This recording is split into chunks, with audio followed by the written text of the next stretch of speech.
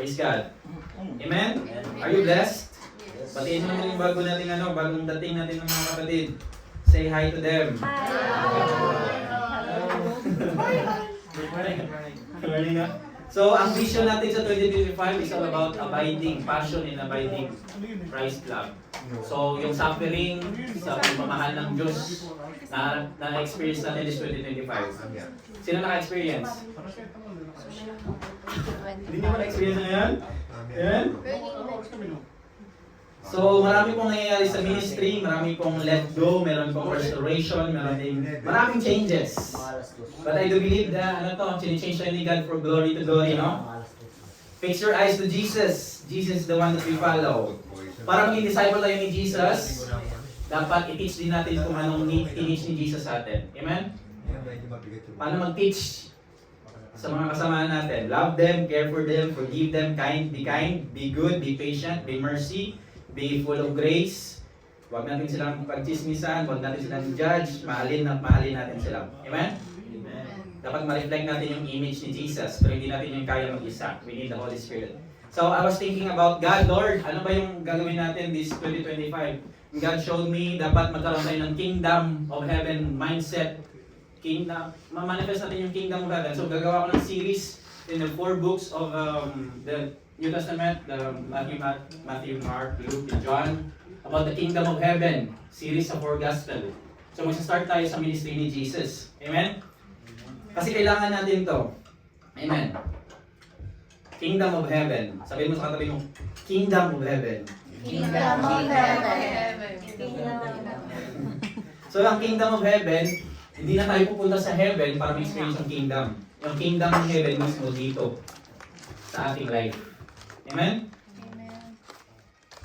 I want your ears to be here. Sabi sa Luke 17:21, ano ba yung kingdom of heaven? Nor will they say, see here or see there, for indeed the kingdom of God is within you. Ang kingdom, parang mainit ata dyan. Parang kayo nasisilawan. Okay lang ba? Hindi naman. Hindi naman? Vitamin D. Ang gusto ko, vitamin J. Vitamin Jesus. So, ang kingdom of heaven, wala doon sa langit. Ang kingdom ng Diyos. Saan ang kingdom ng Diyos? Nasa iyo, within you. Amen? Romans 14:17.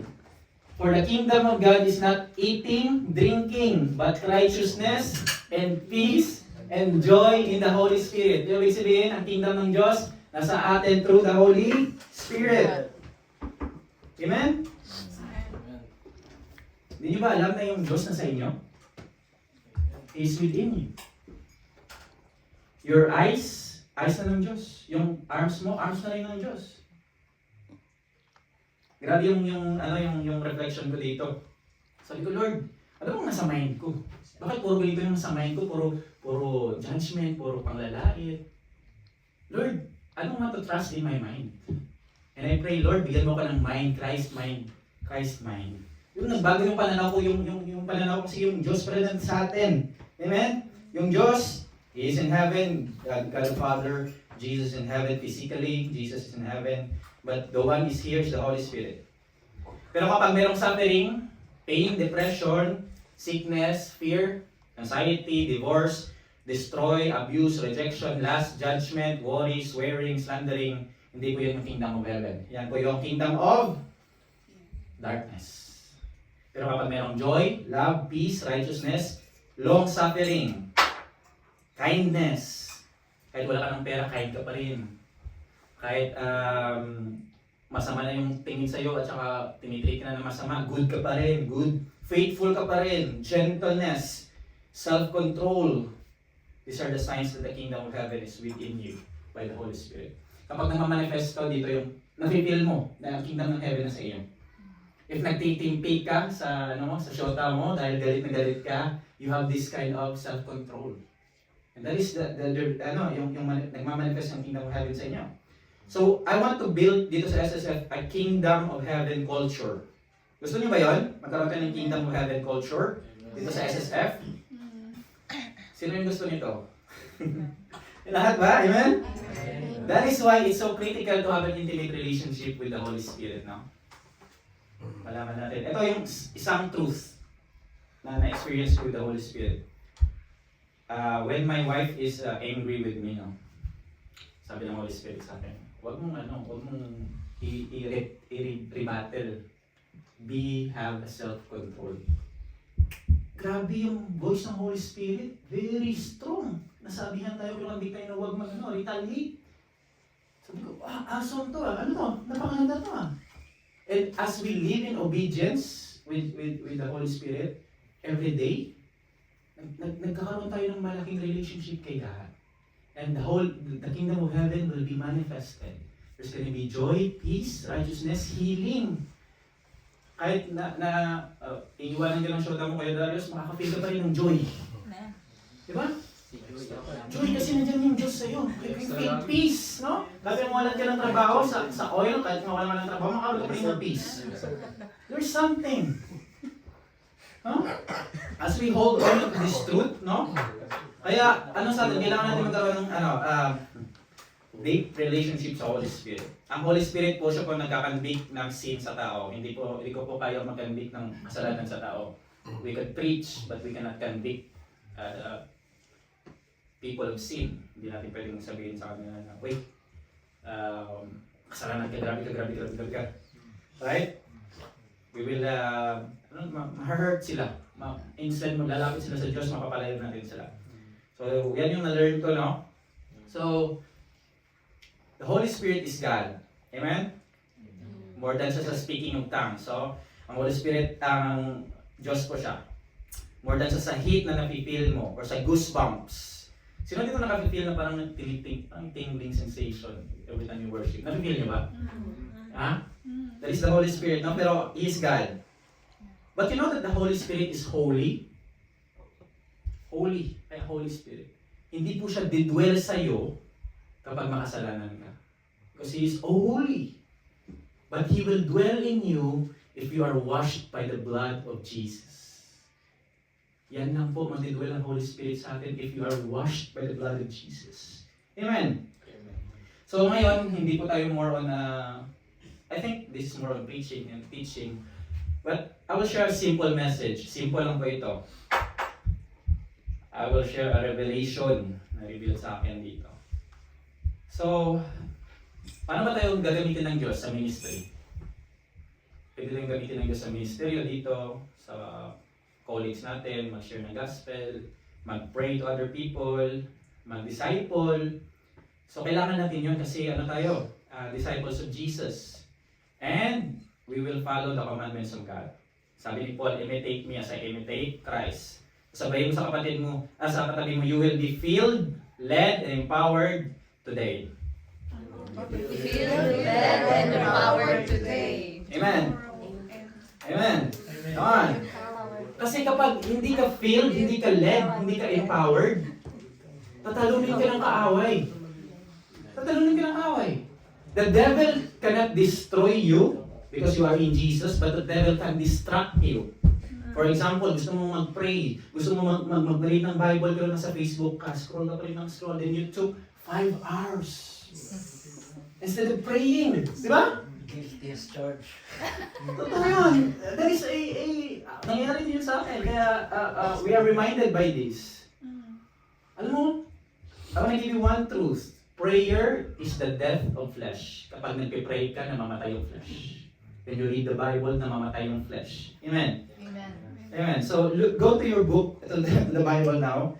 Let's go to the book of Luke, chapter 3, verse 21 to 22. So first, para maging true disciple tayo, we must follow the examples of Jesus. One is to be filled by the Holy Spirit. I'll give you an example. So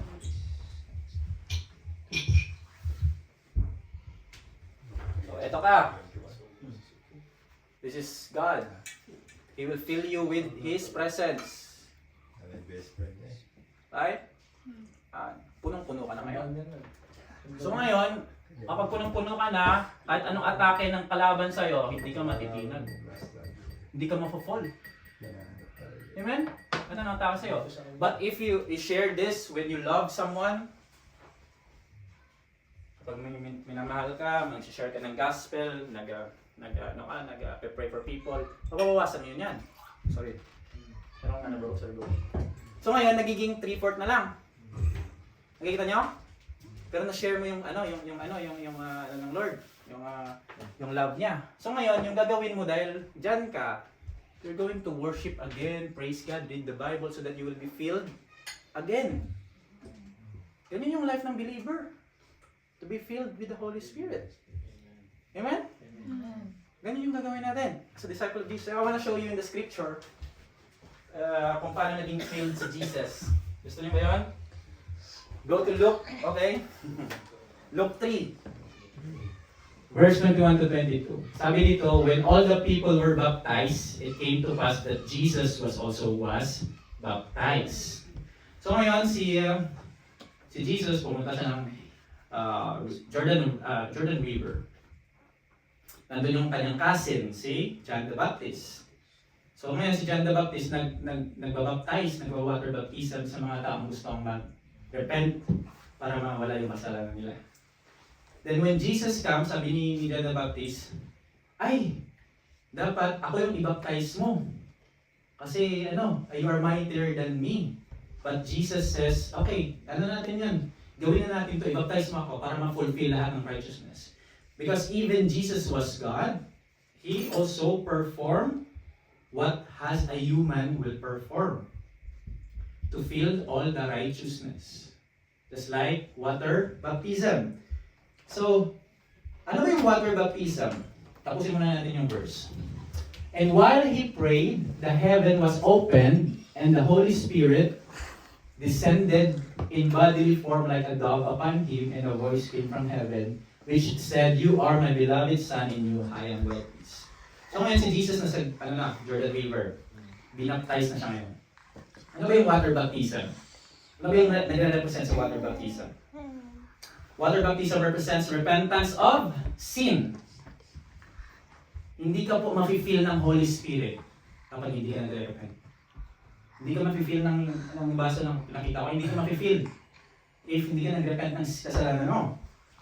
So, Jesus, wala po siyang kasalanan. Pero he undergo water baptism.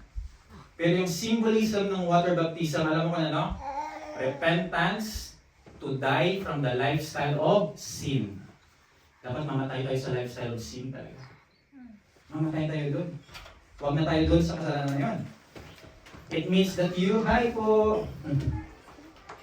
Ang water baptism, it means that you turn away from wicked ways. Public po yun ha, public, public confession mo in water baptism that you don't longer practice sin. Amen? Amen. Naintindihan ba lahat? Water baptism means you have been crucified with Christ. It's no longer you who live, but Christ lives in you. And the life that you live now is you live in the flesh by faith in the Son of God who loved you and gave Himself for you. Amen. So the Bible tells us sa Luke 3:21-22 yung Trinity. Jesus was there, baptized, the Holy Spirit came like a dove, and a sound from heaven, a voice from heaven, is the Father God, saying. So yung water baptism also nagsisimbolize sa burial mo kay Jesus, pagkamatay mo kay Jesus. Death on the cross. You are no longer slave of sin. The Bible tells us that you must be born again. Born of water means repentance, and believe in the gospel, which is faith in Christ. So, yung ibang mga religion, they baptize babies. That is a wrong doctrine. Kasi throughout sa Acts or sa New Testament, wala kang nakikita na binaptize nila yung bata dyan. Doon mo yun, yung talagang nag-repent, na may consciousness na about sin, yan yung pwede i-baptize. So many religions practice this, but that is a wrong doctrine. Amen? So, sabi ng Bible, we must be born again. So, if you love Jesus and you follow Jesus, dapat gawin natin ito. You must undergo water baptism to symbolize to the world that you are no longer slave of sin, that you are died from sin, from the things of this world, ayaw mo na sa mundo, hindi ka na nagpa-party, hindi ka na umiinom, hindi ka na nagnigarilo, hindi ka na ganito, ganyan. You are testifying to the Lord that you are in Christ. Amen? So I encourage you this coming May 2025, follow Jesus. If you want to follow Jesus, we will conduct water baptism sa inyo. Kasi ito ang nangyari kay Jesus. When He was baptized in the water, ano nangyari? The Holy Spirit came upon Him. So pinapakita ko sa inyo in public kung ano ginawa ni Jesus, bakit yung Holy Spirit nananahan sa Kanya. Because He was baptized in the water of repentance. And as you repent and do water baptism, follow the example of Jesus, you will be filled by the Holy Spirit. Amen. Sino yung gusto magpabaptize this coming May 2025? Ako, so... Amen. Meron isa. Nagkita ulit tayo. Sino pa? Dali ko yung ano. I want to give you another example. Bakit kailangan nyo mag-confess in public? Sabi sa Matthew 10:30-33, therefore, whoever confesses Jesus before men, him I will confess before my Father. If kino-confess mo si Jesus sa public, Jesus will confess you to God.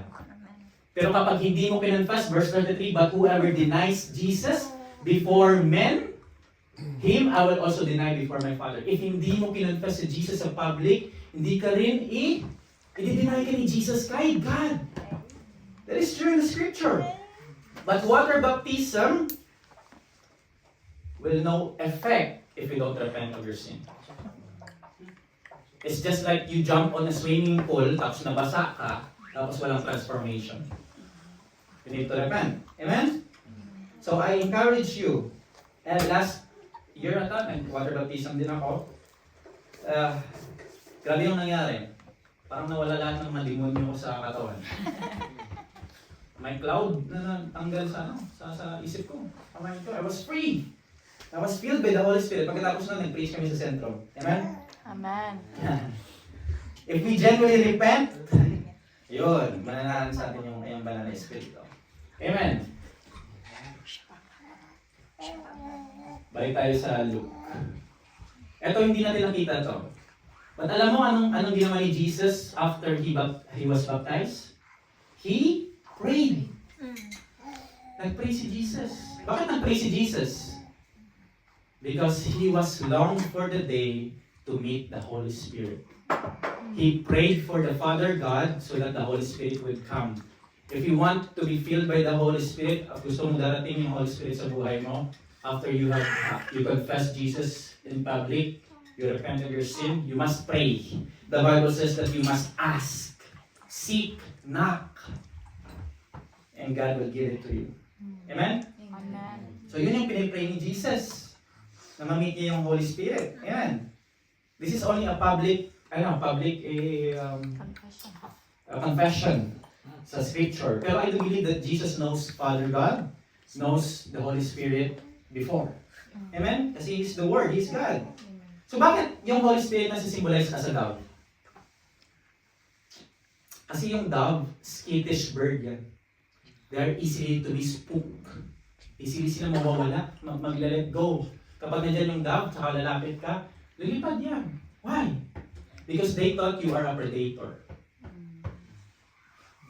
They can only go to the person that they trust. The dove, meron ba sa inyo yung dove na pumunta sa inyo sa ulo nyo? Naka-experience pa kayo? Tumayo. Gutom. Wala, di ba? Yung gutom. Ang gutom na? Huh?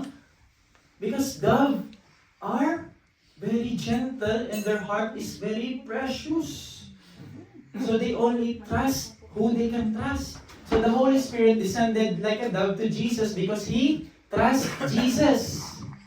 So if ang Holy Spirit pupunta sa iyo, the question, are you a trustworthy person para manahan yung Holy Spirit sa inyo? Amen? How can the Holy Spirit can trust you? We must follow Jesus. Amen? You know, Jesus yearns and wait for the time na makita niya yung Holy Spirit. And God is saying to you today that He yearns for your soul. He wants to have a deep relationship with you. Amen. He continues to love you. Amen. The Holy Spirit is faithful kahit hindi ka faithful. He continues to love you kahit hindi mo mahal ang Diyos. Ganyan po yung Diyos. Grabe yung pagmahal ng Diyos. He loves you deeply and radically. Alam mo ba yung Holy Spirit may emotion yan? Ngayon, yung natutunan ko, hindi po tayo pumupunta sa kasalanan o gagawa ng kasalanan para mapunta sa impyerno. Hindi tayo gumagawa ng kasalanan kasi takot tayong ma-hurt natin yung banal na spirit. Because He has an emotion and He can be grieved. Yung blasphemy sa God the Father can be forgiven. Blasphemy kay Jesus can be forgiven, but blasphemy to the Holy Spirit cannot be forgiven. You know why? Because His heart is precious. His heart is very precious. That's why Jesus loves the Holy Spirit. After ni Jesus mag-preach, alam mo saan pumupunta si Jesus? After? Doon siya sa bundok para mag-pray. To spend time with the Holy Spirit. Amen. So you must ask. After nag-water baptism, si Jesus nag-pray. Na-receive niya kung anong pinipray niya. So you must ask. So alam natin dito, di ba? Kapag mag-pray tayo, we pray, ask, seek, and knock. Kasi kapag nag-pray, ask, seek, and knock tayo, the heaven door will be open on us. And God, we're going to pour out His Spirit unto us. Let's go to Acts 2:38-39. Sabi dito, then Peter said to them, repent and let every one of you baptize in the name of Jesus Christ for the remissions of sins, and you shall receive the gift of the Holy Spirit, for the promise is to you and to your children. So yung promise ni God, yung Holy Spirit, is for you and for your children. And to all who are afar off, as many as the Lord God will call. Para po sa atin to. Yung banal na Espiritu, para po sa iyo yan. If you repent and believe in Jesus. Amen. Are you praying for the Holy Spirit to fill you? Dapat yung prayer natin mag-change. Huwag na tayo mag-pray about, it's okay to pray about things, no? But we must change our prayer. Mostly yung prayer ko, alam mo ano? To have a deep relationship with God, yun lang. Lord, I want to have a deep relationship. Change me, change me, change me. Yun lang yung prayer ko always kay Lord. Amen. And alam mo kung anong sasabihin ng Diyos sa'yo? Huwag na shoota. Alam mo kung anong sasabihin ng Diyos sa'yo?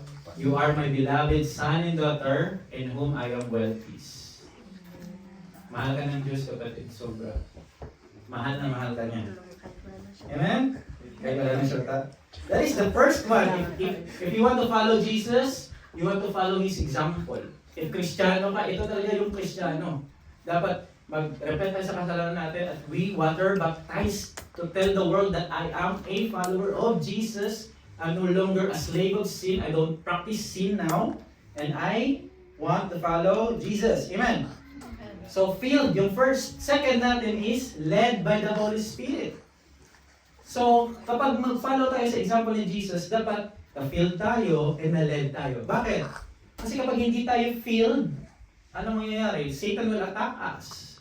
Ang basong ito kapag walang water, kapag madali itong matutumba.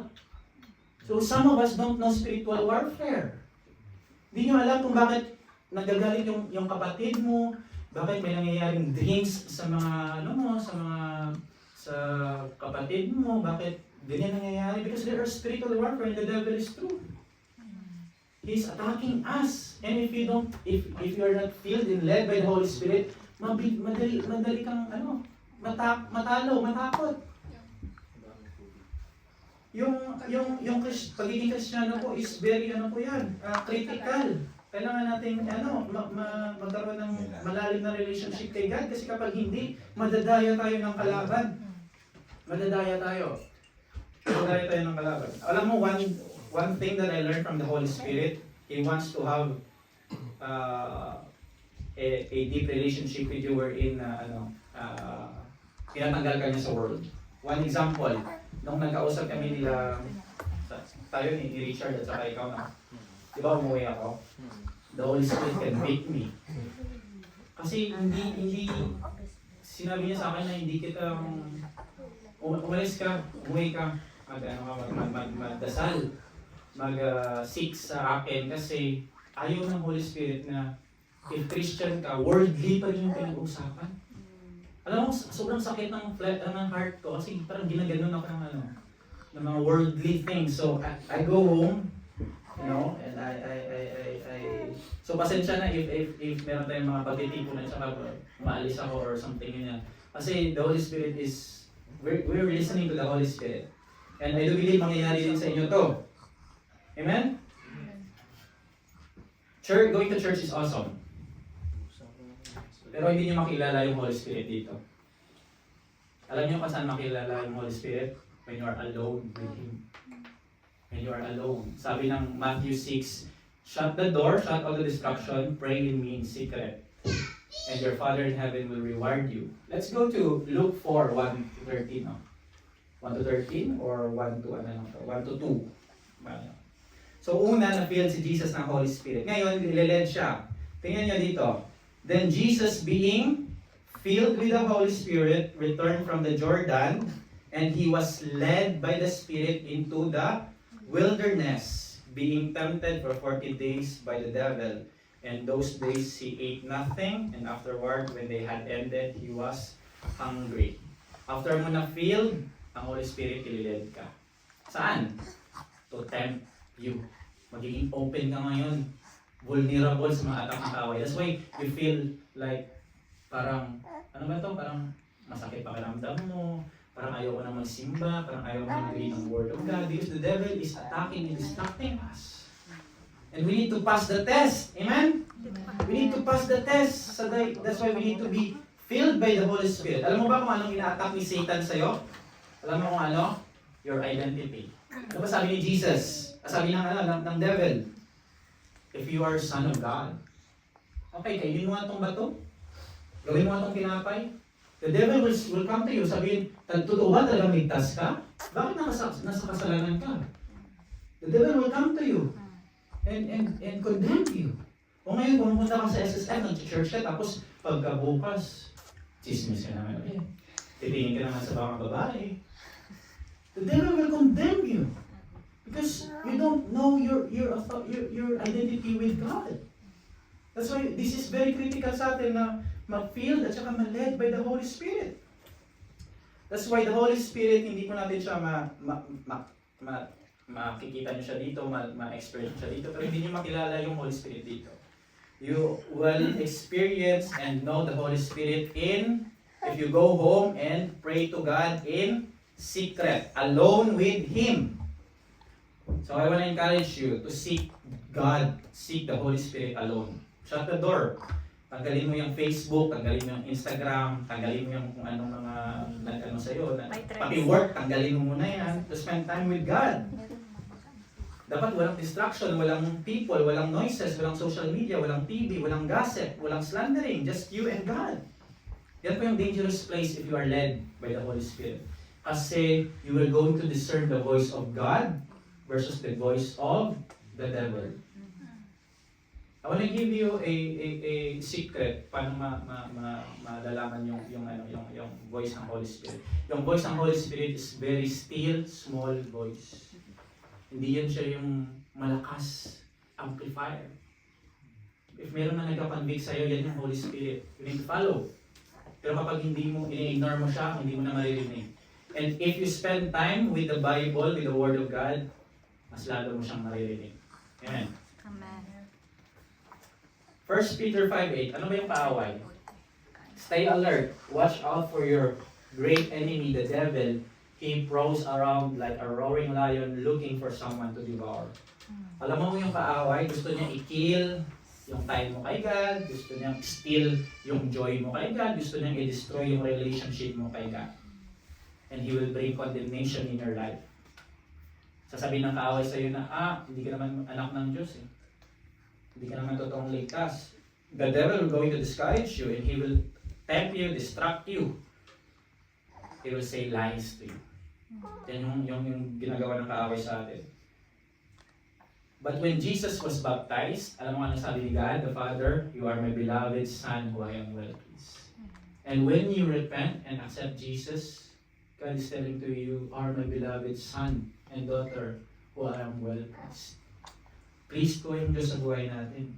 Kaya kailangan natin ng ganito, kailangan natin magbasa ng Bible para malaman natin yung identity natin. Kasi sometimes, the devil attacks us, and hindi tayo nang read ng Word of God, tapos doon ka pa mag-read. Okay, saan yung 1 Peter 5:8? Doon pa tayo mag-defend.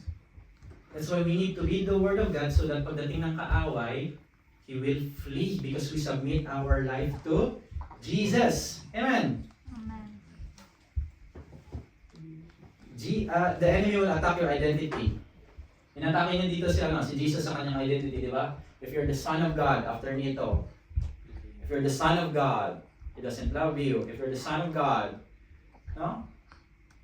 Naka-experience na ba kayo na nasa kayo ngayon? Sa wilderness.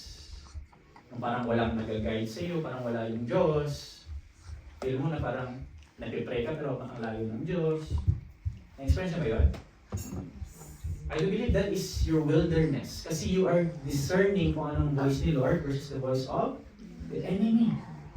That's why we put our faith in Jesus. Kasi if nag-lean on tayo sa ating emotion, nag-lean on tayo, focus tayo sa ating emotion, yung emotion na lang natin yung always ating maririnig.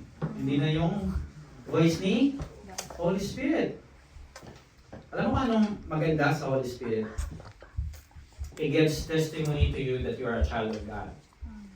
So if the Holy Spirit convicts us, rejoice, amen.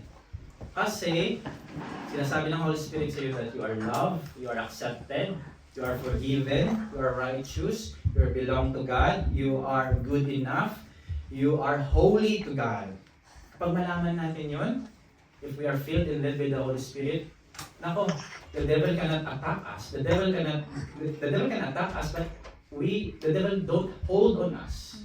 Hindi na tayo matatalo.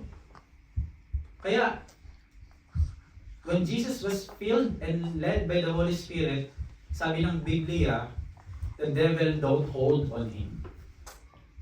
Kasi he is aligned with God. He is submitted to God. And as a follower of Jesus, dapat ganun yung gawin natin. Amen. Amen ba? Naunawaan ba lahat? Amen. I hope i-apply natin dito para sa 1 year na nagpipreach ako dito, huwag nyo naman sabihin na wala kayong na-learn. Marami po akong pinipig sa atin. Tinutulungan ko po kayo para to walk with God. Para hindi kayo ma-receive ng kaaway. Okay? Kailangan nating mag-fight. After nyan, yung third natin is, Jesus was empowered by the Holy Spirit na. So first, he was filled in the Jordan River. He prayed to God, the Holy Spirit came to him. And God the Father saying, you are my beloved Son. And nilid siya ng Holy Spirit sa wilderness to tempt. Lahat po tayo tempt ng kaaway. To discern the voice of God. And next is, he was empowered. Bakit kailangan natin ma-empower? Kasi kapag our own strength, our own power, hindi natin kaya. Hindi natin kaya. We need the power of God in our life. Amen? So tingnan nyo to. Let's go to Luke 4:14-15. Then Jesus returned in the power of the Spirit to Galilee, and news of him went out through all the surrounding region, and he taught in their synagogue, being glorified by all. So kung mapapansin nyo, ang tiniteach natin dito is more about relationship kay God. Hindi po tayo nag-teach na being a good person, being a good citizen of Norway. Those things are outward. But if we teach inward, those things na pagiging good is only magiging natural na lang yun sa atin. If we are transformed in our inward. So, napaka-importante nito. If nag-grasp nyo ito. After ni Jesus mabaptize, matempt sa wilderness, napass niya yung test. Lahat-lahat. And after nyan, nag-trust yung Holy Spirit sa kanya, sa kapangyarihan ng Holy Spirit sa kanya. To preach the gospel and heal the sick, and cast out demons. Let's go to 1 Corinthians 4:20. Sabi dito, for the kingdom of God is not in word but in power. So yung kingdom of heaven is more about His power sa buhay natin. You don't need to go to the doctor for your sickness. If you are empowered by the Holy Spirit, you can pray for the sick. And the sick will get healed. Amen. Pero sometimes, skeptic tayo, most of us. Hindi na tayo naniniwala sa healing. Most of us are skeptic. Totoo ba ito? Pwede naman pumunta ng doktor, na problema. But God is telling to us, if we are to put our faith in Him, ang healing po, faith din yan. Amen. So Jesus, na-discern ni Jesus yung voice ni Holy Spirit. And Jesus choose to believe the voice of the Holy Spirit. Amen. Ano ba, bakit kailangan natin ma-empowered? Bakit kailangan natin mag-empowered? Kasi kapag na-empowered tayo, hindi na tayo takot sa kalaban. If you are empowered, you will know that the enemy is useless, powerless, and the enemy is a liar. If God has empowered you in your life as a Christian, nagiging strong ka, nagiging bold ka na. And God will going to use you. Sino bang gusto dito i-use ni God? Amen. Gusto ba lahat i-use ni God? Ha? Sinek niyo ba yung mga disciple? Lahat po ng disciple nagpagamit sa Lord. Wala pong tamad na disipulo. If you are a follower of Jesus, hindi po pwedeng dyan ka na lang sa church, opo, makikinig, uwi. Opo, makikinig, uwi. Babasa ng Bible, opo, uwi, makikinig. You need to work on the kingdom of heaven. By how? By offering your talents, by sharing the goodness of Jesus, by sharing Jesus. Dito sa ministry, marami pong kulang. So actually, meron na tayong si Ate Josie, yung natin, yung leader sa Bible Study Ministry. Then si JR yung sa on-site video, logistics, si Ramin yung sa logistics, and sa worship team natin, they offer it to the Lord yung kanilang talents. No? So that is one way of helping and working in the kingdom of heaven. Para mas ma-empowered tayo. Amen. So let's go to Acts 1:8. Bakit kailangan natin? Eto. Sabi ng Biblia, you shall receive power when the Holy Spirit has came upon you. When you are filled by the Holy, when you repent of your sin and the Holy Spirit came on you, you will receive power. Ano ba yung power na ito?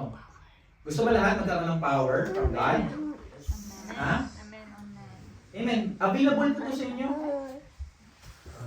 Hindi po ito para sa sa mga pastor or mga bishop ba dyan o mga evangelist ba dyan. Para po sa lahat to na believer, nagbibilig kay Jesus.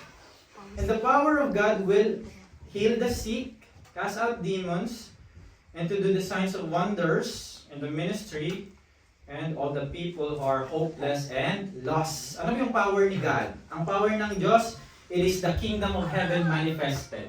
If ang kapangyarihan ng Diyos nasa sayo, kahit nasa helsa ka, and you're going to pray for the sick will get healed. Amen? This is miracle. Amen? The Holy Spirit will use you with power to set the captives free. So yung Friday, yung nangyari, nag-preach lang kami sa Centrum, sa Rugata. After that, yung babae umiyak. She was crying. Sabi niya, nakarinig ako ng boses and God is leading me here because I want to hear this. After me na-free siya. From what? From emotional heartbreak. And the power of God can set the people who has an emotional anxiety, depression, problem in our life. Kaya kailangan natin ito sa buhay natin. Amen. Yung sasakyan kailangan ng baterya, power to drive. Kailangan ng gasolina to drive. Yung laptop kailangan ng charger, power, electricity to continue our work. Tayo as a Christian kailangan natin ng kapangyarihan ng Diyos. Amen. Amen. God will anoint you. And the anointing will break the power of the enemy. So nangyari kay Drew, saan si Drew? So the kingdom of heaven manifested sa school nila. And may Christian doon na demon possessed. Yeah. After 4 days of praying, the power of God came and that person was set free. The power of God is very important in our life so that we will be break free from the bondage of darkness. Ito, some of us na experience na ito and that is true. And you can testify on that. Let's go to Acts 10:38. Malapit na tayo magtapos. Mga 10 minutes, 5 minutes. So, God anointed Jesus of Nazareth with the Holy Spirit and with power, who went about doing good and healing who were oppressed by the devil, for God was with him. Ang power po ng Diyos is to do good. Hindi po for your own benefit. Ang kapangyarihan po ng Diyos hindi po for fame. Kapangyarihan po ng Diyos hindi po for likes sa Facebook. Yung kapangyarihan ng Diyos hindi po para magkaroon ng business na mayaman ka. Hindi ka para magkaroon to travel all around the world.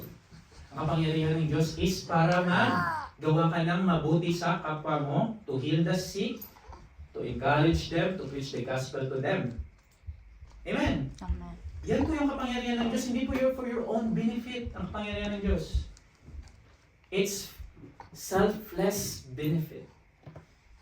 If ang kapangyarihan ng Diyos na sa atin, dapat maging selfless tayo. Kasi hindi yun para sa atin. Para yun sa kapwa natin. So if you have the gift of healing, the gift of prophecy, the gift of speaking in tongues, it should be benefit your kapwa. Hindi yun for your own benefit. You can the praying in tongues can be benefited you in building up your most holy faith to God. But mostly, it will benefit others para makapag-reveal ng mystery. Sa anong sinasabi ng Lord. In prophecy. Some of you, last year siguro nakarating na rin sa prayer meeting natin. And there were manifestations of God.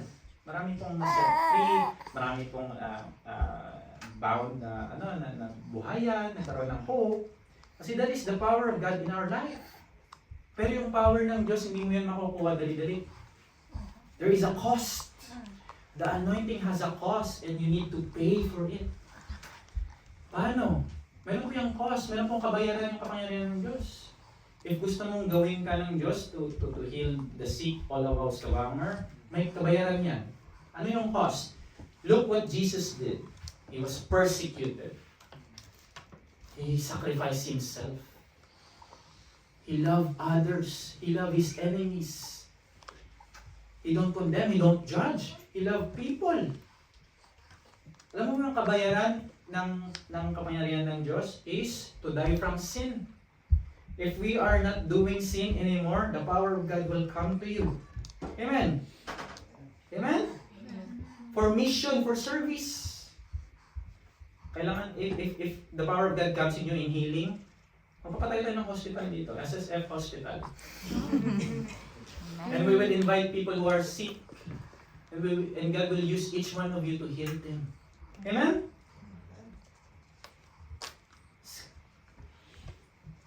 Bakit? Mostly kasi sa atin skeptic, Kasi hindi pa natin naranasan. Bakit ko sinishare ito? Because I've experienced a lot of healing in my life and I've seen signs and wonders in front of my eyes. That's why I'm sharing this for all of us. Yung power ng Diyos hindi po para sa your own glory, not for boasting, not for posting on Facebook, not for your own agenda. The power of God is for redemption. The power of God is for deliverance. The power of God is hope for Jesus. There is a cost. Amen? You need to die from sin. Can I ask the worship team to prepare now? This is a simple message now. So, on the day of Pentecost, Acts 2:1-4, had fully come. Yung Pentecost 50 yan, 50 days. So after ng pagkamatay ni Jesus, mag-count kayo ng 50 days, then day of Pentecost na. They were all with one accord. Nandiyan po yung mga disipulo. They were all in one accord. And filled the whole house where they were sitting. There was a rushing mighty wind. Ito po kami ng Holy Spirit po ito sa Acts ha. Then there appeared to them divided tongues of fire, and one sat upon each one of them, and they were all filled with the Holy Spirit, and begin to speak with other tongues as the Spirit gave them utterance.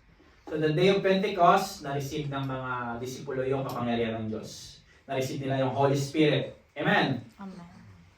The disciples did not expect kung anong darating. Akala nila may doves na lilipad pupunta sa kanila. They don't know that the Holy Spirit will come like a mighty rushing wind. They don't know that the Holy Spirit will come just like a divided tongues of fire. Why? Bakit yung Holy Spirit dumating like a mighty rushing wind? Bakit dumating yung Holy Spirit like a divided tongues of fire? Bakit? Because He was excited for you. The Holy Spirit is excited to fill you, to lead you, to empower you. Because He wants to use you for His glory. He wants to empower you to live a Christian life. Amen. He will empower you to preach the gospel. Kaya kailangan natin i-share ang gospel, mga kapatid. Huwag natin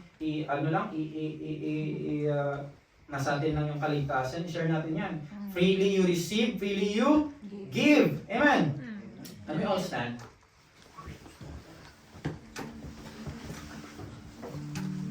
Are you praying to God to be encountered? Are you praying for the Holy Spirit na ma-feel ka, magamit ka ng Holy Spirit to share the gospel? Are you desiring that? Amen? Are you desiring, kapatid? You! Baka kasi sabihin mo, ay, ayaw ko. Tamad ako dyan, wala akong time dyan. I wanna tell you, kapatid, yung work mo, yung status mo sa buhay, that is temporary in your life. But if you have Jesus in your life, the Holy Spirit, you will have the joy, peace, and righteousness. Surrender it to God, kapatid. God says you are not alone. Amen. Just close your eyes. We're going to pray. As we stand on our feet, Jesus made a covenant in Him. Meron pong covenant ng Diyos sa atin between you and Him. Alam mo kung anong covenant na ito? Para maging free ka sa kasalanan, maging free ka sa condemnation, ma-free ka sa mga infirmities, sa mga sakit, maging free ka sa confusion, ma-free ka sa mga faults, sa mga wrongs. God has made a covenant. Alam mo ba kung saan nangyari yan? Sa Calvary, kapatid. God was there on the Calvary. Jesus carrying the cross for you. Ang cross na yon, kamatayan yon, dapat sa atin yon, sa akin yon, sa iyo yon. Kapatid, pero kinuha ng Diyos. Why? Because He made a covenant that for you, He will suffer. He made a covenant for you so that you will receive the promise of the Holy Spirit. He made a covenant for you so that you can be set free from sin, set free from anger, set free from lust, set free from pornography, set free from all the things of this world. He made a covenant for you, kapatid. So that's why surrender everything to Him. He has the power, He has the infilling. Alam mo ba sabi ng Isaiah 53, sabi na, He was wounded by our sins. He was transgressed. He bore our transgression. He was bruised by our iniquities. And by His stripes, we are healed. Kapatid, you're not just a nobody. Nandito ka because God loves you. Ang tagal-tagal ng Lord nag-patience sa iyo para pumunta ka sa simbahan, para ma-accept mo si Jesus. God is patient and gentle in you so that you can give your life to Him kasi ang truth na sa Kanya, kapatid. And the truth is in you right now. Just close your eyes and focus on Jesus right now. Kapatid, if meron ka mga kasalanan ngayon, it's time to confess.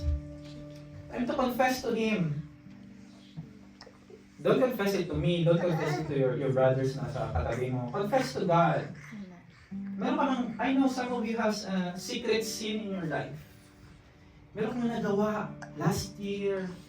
And you want to let go of that. You want to, gusto mo na magbago. Kapatid, make a conscious decision to turn away from that. Alam mo anong mangyayari if you turn away from that? You will be filled by the Holy Spirit. The joy, peace, and righteousness living inside you. You will be led by the Holy Spirit and you will hear the voice of God. And you will be empowered in your Christian living to share the gospel sa mga kapatid mo, sa anak mo, sa katrabaho mo, to be saved. Are you desiring to be filled with the Holy Spirit kapatid? Are you deciding ma-filled ng Holy Spirit ngayon? I ask you, kapatid, dito na side, I ask you, gusto niyo ba ma-filled ng Holy Spirit ngayon? Gusto niyo ba ma-filled? For those who desire to say yes, God will give it to you. Ask, seek, and knock, and it will be given to you. For the promise is for you, for your children, and for the next generation. Just close your eyes as we sing this song. Holy Spirit, come. Hallelujah. Holy Spirit, come in this place, Lord. We want you into our lives, Holy Spirit. Just close your eyes and pray to God to fill you right now. Pray to Him. Pray. Huwag kang mahiya, kapatid. It's time. It's time para maging Kristiyano na matapang ka, maging Kristiyano na bold ka, maging Kristiyano na hindi ka na maapi-api ng kalaban, ng away. Ask Him right now. Ask Him, the Holy Spirit, to fill you. Thank you, Jesus. Welcome you, Holy Spirit. As we worship Him, give your life to Him right now, kapatid. Give your life to Him. He is all you need. Holy Spirit, we need you.